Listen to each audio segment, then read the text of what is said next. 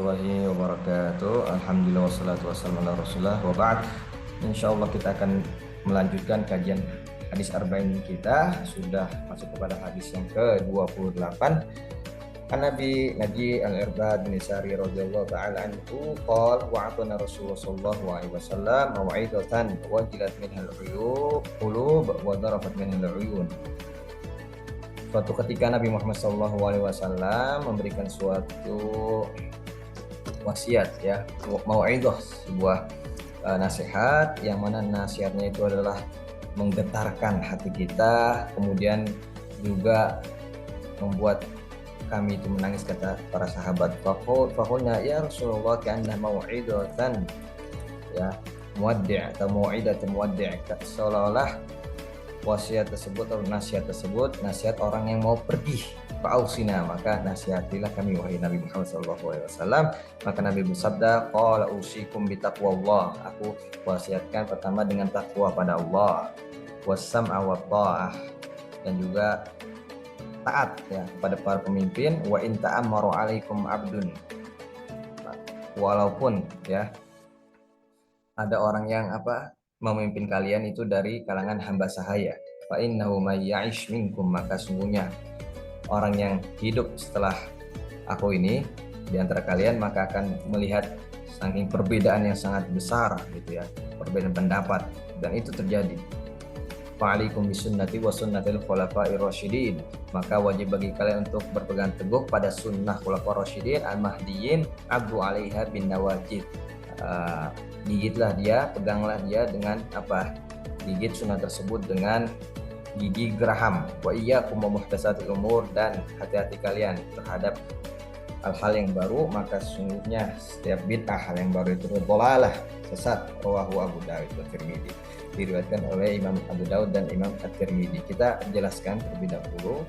Jadi Nabi Muhammad SAW mewasiatkan pada sahabatnya, dan wasiat ini adalah wasiat Nabi yang terakhir.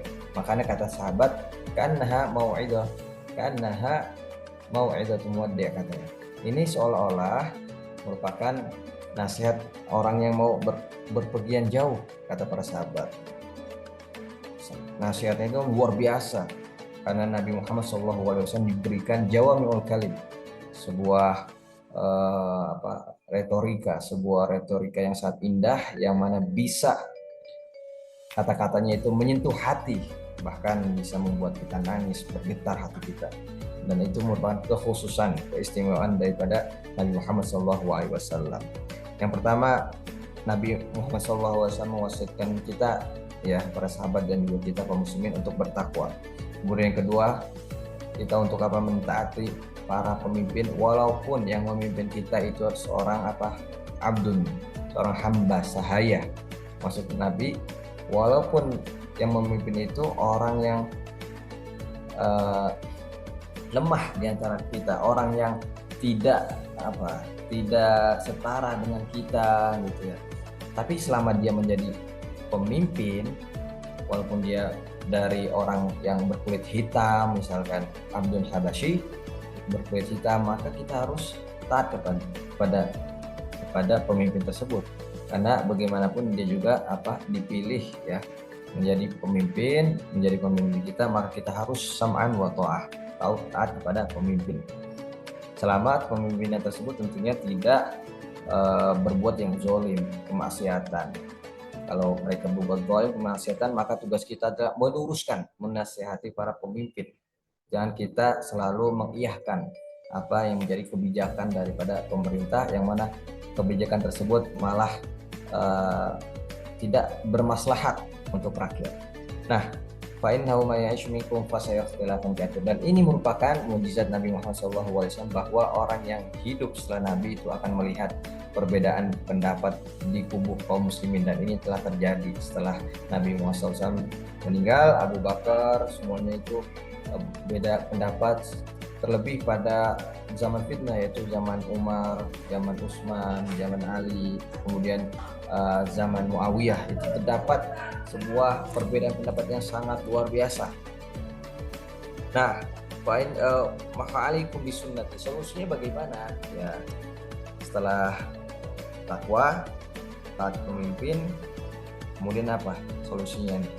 Alaikum bisunnati wa sunnatil khulafa'ir rasyidin. Yang ketiga, wajib bagi kalian untuk berpegang teguh pada sunnahku. Kita pelajari, kita amalkan, kita bikin kajian, kita telusuri, kita tadaburi ya hadis-hadis Nabi Muhammad SAW berkaitan tentang sunnah, berpegang teguh pada sunnah.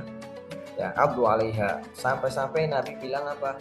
Gigitlah sunnah tersebut, ya pegang seteguh-teguhnya dengan gigi-gigi geraham kita. Jangan sampai kita meninggalkan sunnah tersebut, terlebih di zaman ini.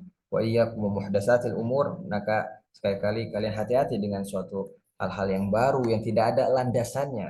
Jadi di sini dikatakan kullu bid'atin dolalah, setiap bid'ah itu dolalah. Nah, pemahamannya gimana? Padahal para ulama mengatakan bid'ah itu ada yang bid'ah hasanah, seperti Imam Syafi'i mengatakan bid'ah itu bid'ah mahmudah, yang terpuji. Ada bid'ah madmumah. Nah, ini yang dimaksud dengan bid'ah madmumah itu adalah bid'ah dolalah. Jadi tidak semua bid'ah, ya, hal-hal yang baru itu adalah dilarang dan menyesatkan di dalam agama. Karena kalau kita belajar di dalam ilmu mantik, ya, kata kullu, ya, kata kullu ini setiap bid'ah adalah sesat, memungkinkan di sana ada bid'ah yang tidak sesat. Seperti misalkan kita katakan setiap tolab kullu tolabah kullu tulabin hadaru ilal fasl. Setiap tolabah santri itu atau siswa mereka masuk ke kelas. Nah, redaksi ini memungkinkan ada di sana santri yang tidak masuk kelas. Nah, ini di dalam ilmu mantik kita kenal dengan kul dan al-kulliyah. Kulli atau kulliyah, yaitu al-kul berarti hukumnya itu secara umum keseluruhan, tapi tidak menutup kemungkinan adanya sebuah apa namanya, sebuah sebuah komponen dari hal yang umum tersebut tidak mengambil hukum kebanyakan.